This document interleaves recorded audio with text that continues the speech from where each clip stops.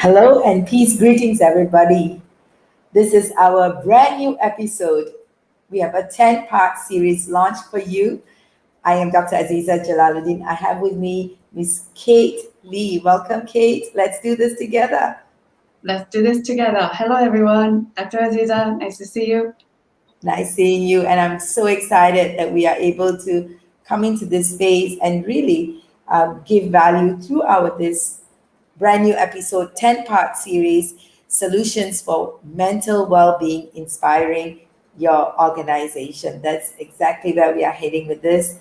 So tell us, Kate, do share with us what do you feel inspired you to start this session? What inspired me to start this session is firstly, I saw you in my dream and we were collaborating. Secondly, you care about conscious capitalism, and I care about mental well being.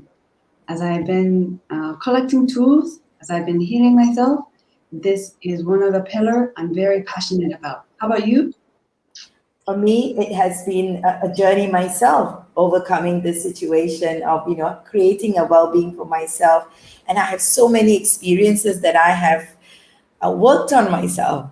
And our work in Go Global Business School is a lot about conscious leadership. And I really got it that the conscious leadership space I found myself in, and then identifying and coming in touch with you and the work that you do, there's so much of alignment. And I felt that this show will go out there to really inspire more people, to let them know the power of personal growth and also the well-being in inside out that can really impact corporates. And I'm so happy, Kate, you said yes to be on this with me, and I'm so excited for the next 10 weeks, 10 sessions, I mean.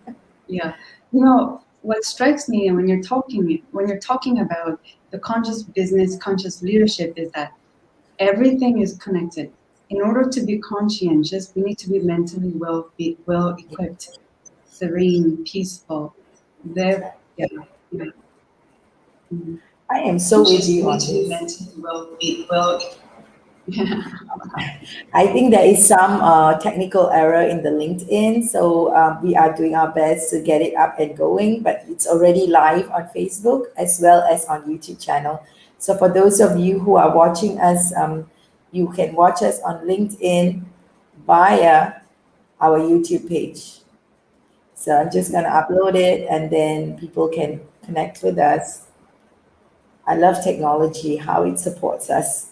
And because we are in all the three channel, we can quickly get them to view and be a part of this journey with us. So now let's go into the conversation of mental well-being. We are going to have it in 10 parts. So on today, we are just going to be giving you introduction and how this is going to go about.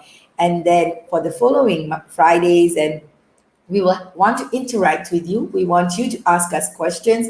And we also have a lot of people writing to us questions. So you can put in the chat box or private message me or Kate in LinkedIn or in our Facebook or any other media. And we will be glad to answer your questions in these sessions.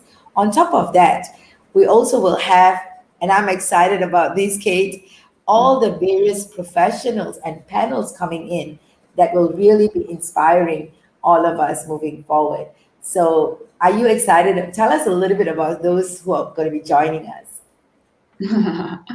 Well, first of all, I'm excited to be surrounded by doctors and scholars talking about mental well-being from a spiritual perspective as well, and tap into transpersonal psychology community in San Francisco.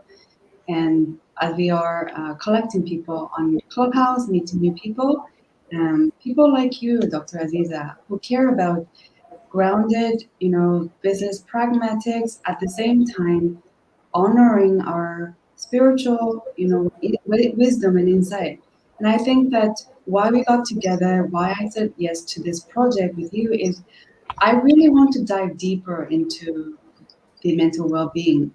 We have soul, body, and mind, and currently, commercially, things are talking about doesn't do that much justice to, in my opinion. So I'm going to go deeper into this with you. I am so with you on that. And I just want to give some context to this because a lot of people have mental health and we are talking about mental well-being. So let's give a little bit of clarity on that space as well. So in WHO talks about well-being, mental health as a state of well-being in which the individual realizes his or her own abilities, can cope with the normal stresses of life, can work productively and fruitfully, and is able to make a contribution to his or her community. Isn't that powerful? That is, yeah. Right. And then we also know that mental health is a positive concept related to the social and emotional well being. We just want to be very clear of the differentiation of how this session that we are running is intertwined and the power of having a good mental health or a being mentally healthy is more than just the absence of illness. Rather, it's a state of overall well being. I And agree. your mental well-being is about your thoughts and your feelings and how you cope with the ups and downs of everyday life is the same thing as mental health, although the two can influence each other. And that's why, Kate, what you just shared is so important because there's so many levels of distinctions. You want to touch on that a bit? Definitely. Yeah.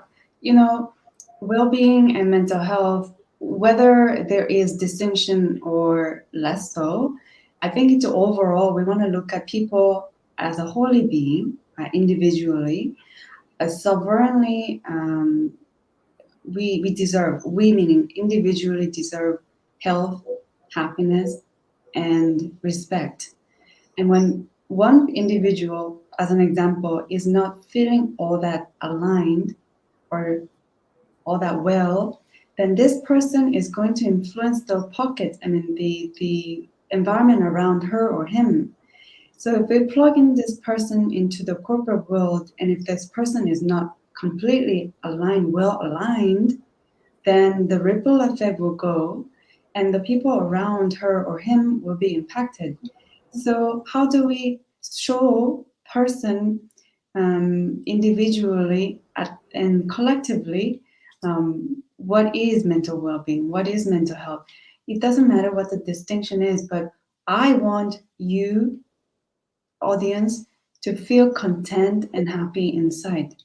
Dr. Aziza, what is your Yes. perspective on this? Yes, absolutely. It's about happy inside. And how do you achieve that happiness? That is the exciting conversation we'll be having. Like what you're saying, Kate, the not only we want to answer and impact, we can only give people what we have. And as people, in the space of personal growth ourselves, I'm sure we are able to we'll be sharing our personal experience. And this itself will inspire others. That's energetical field. Rather than saying, do this, do that, in a theoretical way, we are giving what we have experienced and in getting into joy and peace in life. And I feel that is so important for people to experience that innately available peace and innately available love that we have masked out or we have veiled ourselves up or we have blocked it from achieving because of the mind influence in the everyday way of life. And go on, tell me about that. I can really see your reaction on it. So you activated some joy in me as you're talking about the veil, right? Definitely. When we look at children, they have less veil than adults, right? But when did we put on the veil that I am an adult, I have to act A, B, C way? But when we look at, our childhood, we were joyful, I believe. We majority of us, no filter, no veil. Can we? So I'm advocating for could we adults go back to that childhood where we're loving, including, creative, and forgiving instantly. Can we do that? Why Yes, are we wearing an adult veil? yes.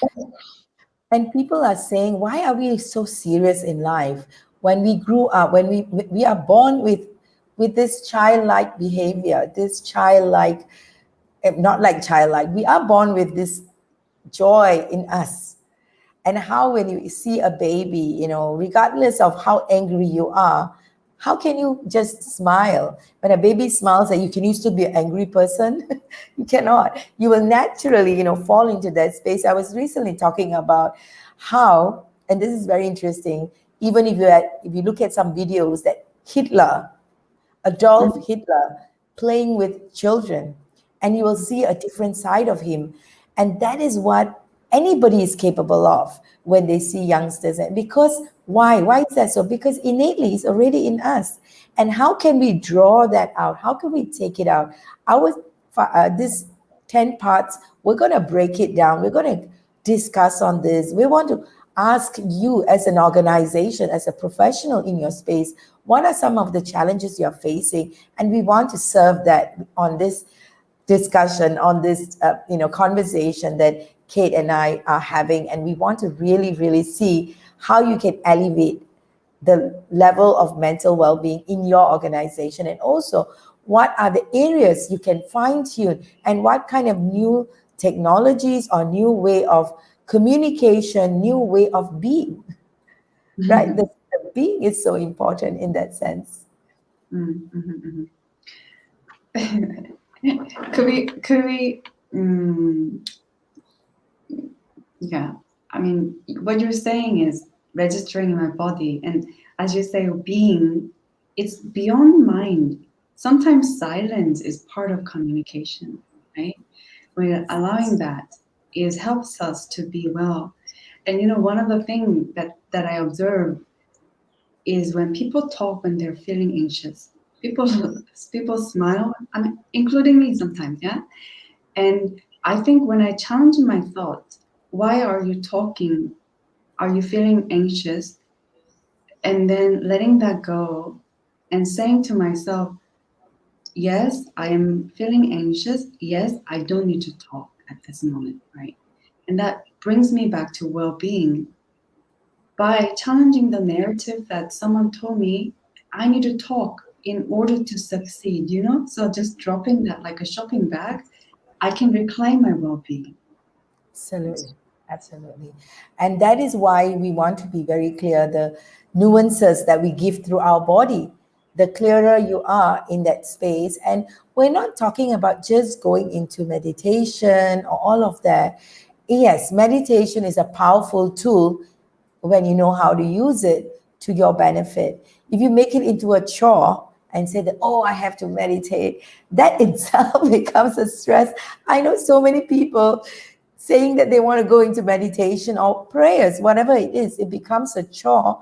And when your mind thinks it's a chore, anything your mind thinks it's like, I have to do it, maybe that's one of the language that we can start off with by understanding. It's not about having to do anything, but choosing to do it. And you want to choose to do it because you see, there's just a shift in the way. You're still going to do the same thing. Even if you say you have to have your lunch, then you are going to be forcing yourself to make time, and a certain level of discomfort will come in. Oh, I have to take my time off. I have to do all of that kind of a struggle. Whereas when you say, this is my break and I'm going to have my lunch, I choose to take my lunch because I'm taking care of my body. I'll tell you something. Okay, this is an example from the top CEO award winner of India. His name is Mr. Ramesh Iyer. And I'm most likely, I'd love to get him on this show. And I hope he does, because he's done a show with us in the Facebook Live last year. He said this. He said, I have my lunch on time. I'm doing all of this because I need to feed myself and have a livelihood. So if I can set aside time for myself, and especially when it comes to food, if I'm not able to set aside time for myself to have my lunch, means I'm not effectively running my business, or my time is not effectively used, because there's no reason for me to not set aside time for myself, because it's going to happen now or later. So I just have to schedule it and make sure it's done at the right time, because I need to be stronger to serve the work that I do. So That's really impactful as you are shifting the language in itself to I choose to do this. I choose to take care of my body. My well being matters first. Then, from the cup filled, I can create, I can serve people. And that shift of I choose to do this is claiming our own sovereignty, our power. And I wanted to challenge the woman listening in the audience. The should narrative, it's so much imposed on women as a collective, even men as well, right? So I'm Yes. speaking directly to women listeners. The should, let's monitor that. Do we need to do this? Are we obligated to do all things in life that was, no, not we don't need to do anything to feel loved, be accepted. Yes. Yeah. To be approved, because Yeah. the organization's biggest conversation is about approval. You want to prove something and get approval of who you are. And when you operate from that mode, and I can feel that right now as I talk about it and the different types in my life where I started to get wanting to do for approval, it becomes a state of desperation. And then you get all this anxiety coming in that you need to achieve this and go. So there is, you know that it needs to be done. You need to, like, for example, go for lunch. It's simple as that, right? You need to go for lunch. You choose to do it and you want to be aligned with it and say that this is my time I'm taking out and I know I need to plan it, and that's about it. And it could be anything to meet the deadline of your organization. You have deadline to meet. You know that it needs to be done. So you need to, like, calm the mind and come into acceptance that this needs to achieve and go in it in a flow. And this takes practice, and I'm sure you and I agree, it takes practice, especially when we are every day running after timelines and running after chasing after money, and the excitement over whatever that needs to be done to prove myself to my families or my superiors, whatever it can be. And that becomes a vicious cycle, don't you think? Isn't that so? That absolutely the vicious cycle. And when we question our belief one layer at a time, like peeling off an onion, you mentioned that it takes work. It takes conscientious work. And when we question, when you're working in an organization, and when you stop the bucket from you, recognizing that you don't need to do anything to be approved, because you approve yourself. You approve yourself, I approve myself, I show up in the corporate world, inspiring our organization from the sheer solidity, right? You feel solid in who you are, and letting the idea come through you. And then the positive side of this is that you don't get pushed or pulled by people's opinion. You know who you are. Yes, that's Yeah. right. Absolutely, absolutely. There was a recent study done, and I'm putting it up into the link for everybody to see. This was a 2020 mental health firstaid.org did this survey. And this is a very interesting statistics they come up with. And this is mostly of US. I just want to give a context to this, right? So they say in late June, 40% of US adults reported struggling with mental health, 40% of adults. And that's a huge number we're looking at. And 1 in 6 youth, 6 to 17 years, experience a mental health disorder each year. And half of all lifetime mental illnesses begins by age 14. I've been there. Yeah. Wow. And you know what? Depression was alone cost the nation about 210 billion annually. There's so many other statistics here and about the suicidal rates and about mental illness symptoms. Average, onset at the age of 11 and needing treatment. And the list goes on. And I'm just very interested to put to sorry, I'm just gonna, so just to put out the perspective, this is only one country, we're talking about the world. And as we see it, youngsters are affected, children are affected because, and I take it, and I want Kate, you to talk into this as well, that how energetically who we are being Mm. can affect not just us, how it creates a ripple effect, and how our energetical unity in cellular level and energy level can affect our families and the people around us. It need not be family, it could be even our helper in our house. Absolutely. You know, can we go deeper on this? I want to see what we are taught growing up. You know, can we question what we were taught? Perhaps we can flip the paradigm and say people who are afflicted by mental health, we are, in a way, like fish swimming in a polluted water.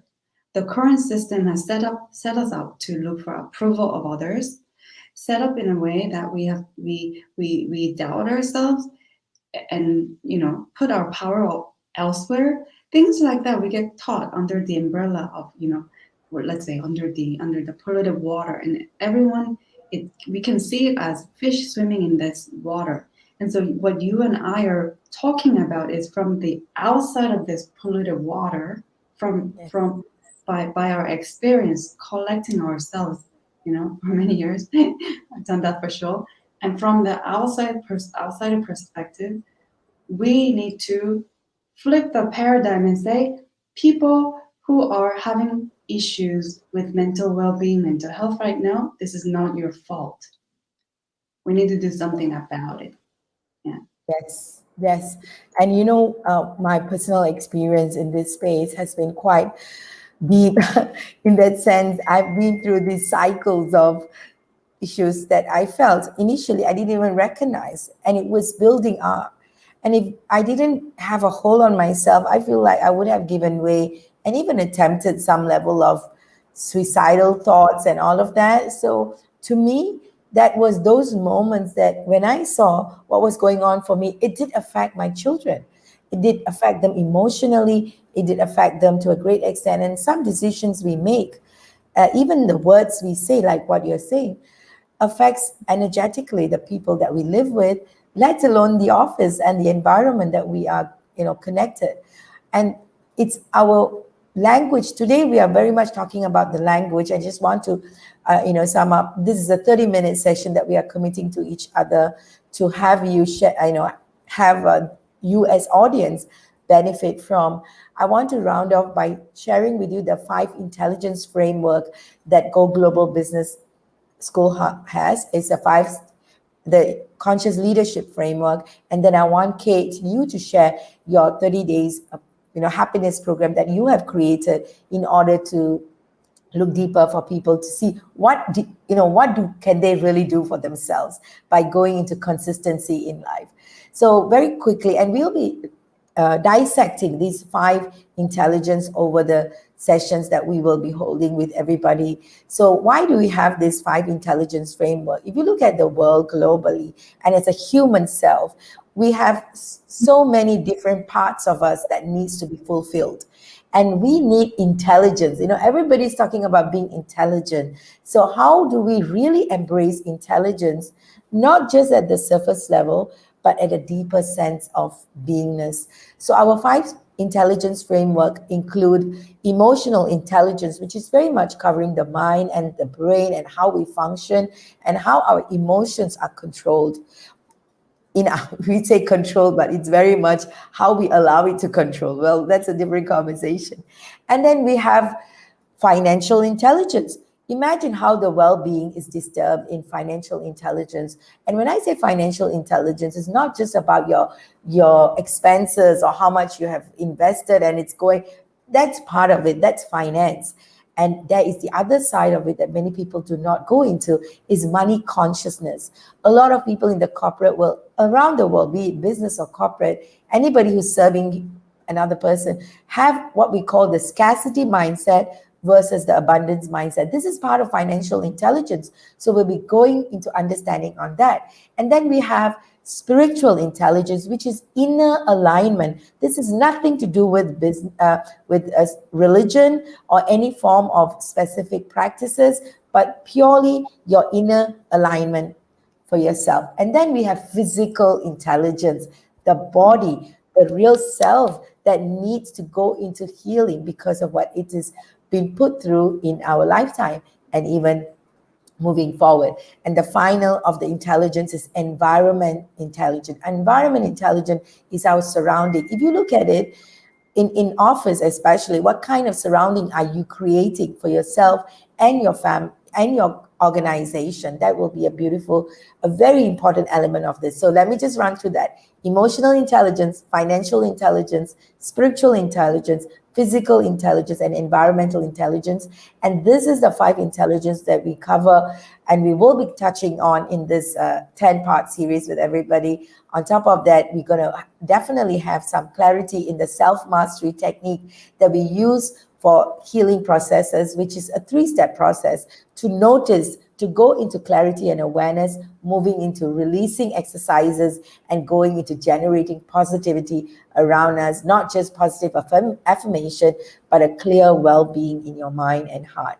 So I want, Kate, I want you to really talk into this because you have some amazing, amazing work you have committed to.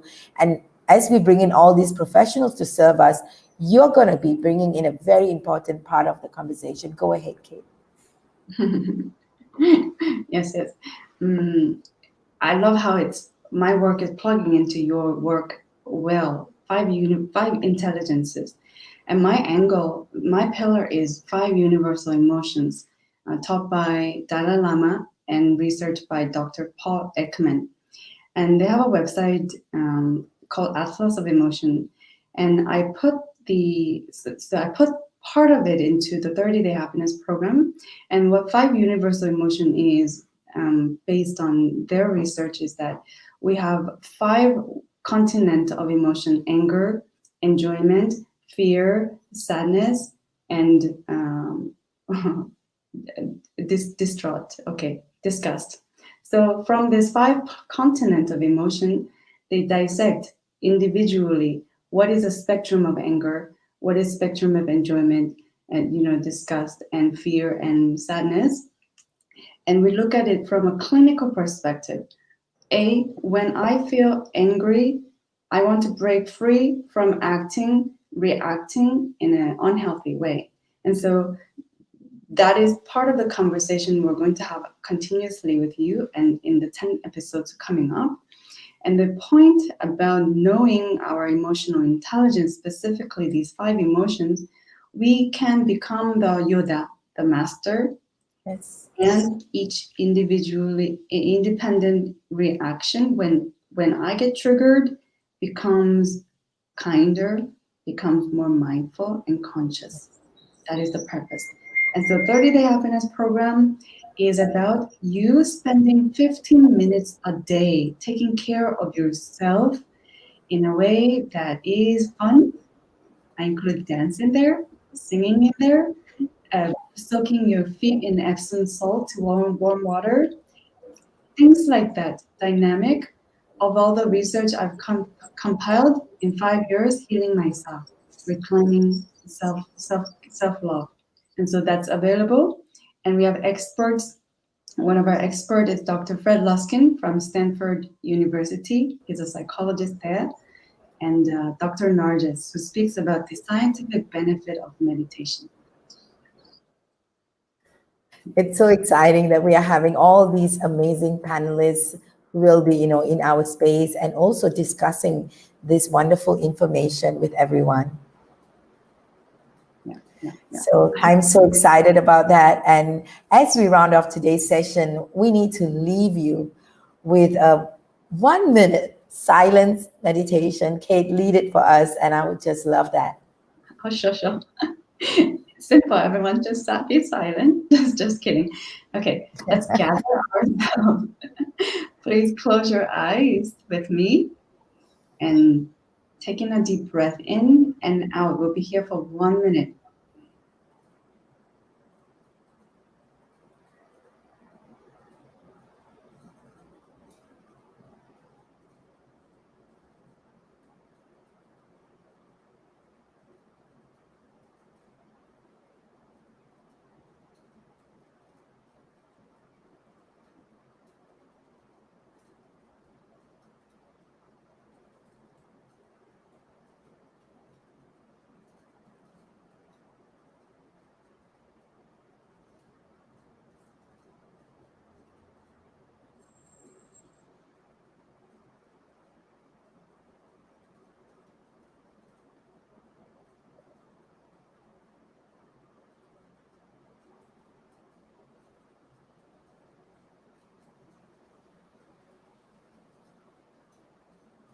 And every day, please give yourself permission